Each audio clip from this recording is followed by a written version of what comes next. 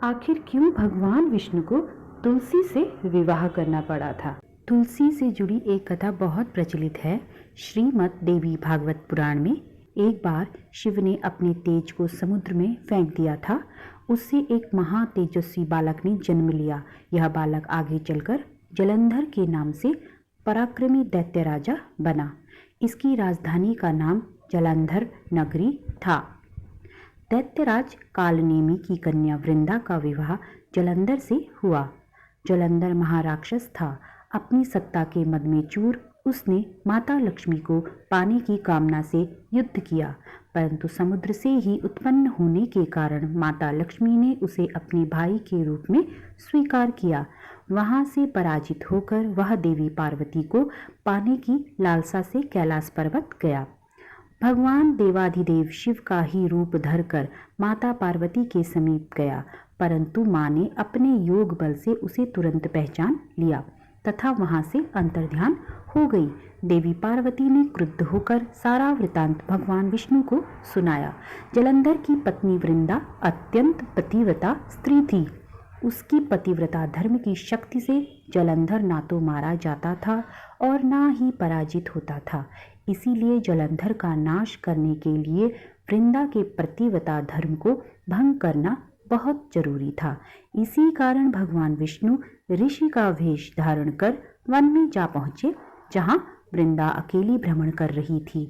भगवान के साथ दो मायावी राक्षस भी थे, जिन्हें देखकर वृंदा भयभीत हो गई। ऋषि ने वृंदा के सामने पल में दोनों को भस्म कर दिया। उनकी शक्ति देखकर वृंदा ने कैलाश पर्वत पर महादेव के साथ युद्ध कर रहे अपने पति जलंधर के बारे में पूछा। ऋषि ने अपने माया जाल से दो वानर प्रकट किए और एक वानर के हाथ में जलंधर का सिर था और दूसरे के हाथ में धड़। अपने पति की यह दशा देखकर वृंदा मूर्छित होकर गिर पड़ी। होश आने पर उन्होंने ऋषि रूपी भगवान से विनती की कि वह उनके पति को जीवित करें। भगवान ने अपनी माया से पुनः जलंधर का सिर धड़ से जोड़ दिया, परंतु स्वयं भी उसी शरीर में वे प्रवेश कर गए। वृंदा को इस छल का जरा भी आभास न हुआ।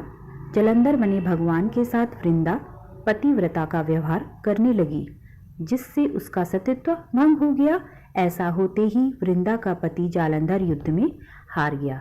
इस सारी लीला का जब वृंदा को पता चला तो उसने क्रुद्ध होकर भगवान विष्णु को शिला होने का श्राप दे दिया था तथा स्वयं सती हो गई। जहां पर वृंदा भस्म हुई वहां तुलसी का पौधा उगा।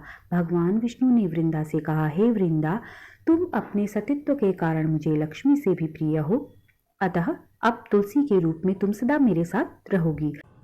जो भी मनुष्य मेरे शालिग्राम रूप के साथ तुलसी का विवाह करेगा, उसे इस लोक और परलोक में विपुल यश प्राप्त होगा। कार्तिक मास के शुक्ल पक्ष की द्वादशी तिथि को तुलसी विवाह किया जाता है। इसका शुभारंभ 2024 में 12 नवंबर मंगलवार को शाम 4:04 से हो रहा है। इस तिथि का समापन 13 नवंबर बुधवार को दोपहर 1:01 पर हो रहा है।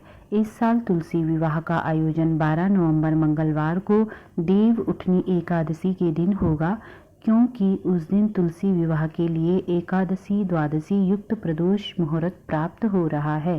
प्रदोष मुहूर्त सूर्यास्त के बाद से प्रारंभ होता है और यह 13 नवंबर को द्वादशी तिथि में तुलसी विवाह के लिए प्राप्त नहीं हो रहा है।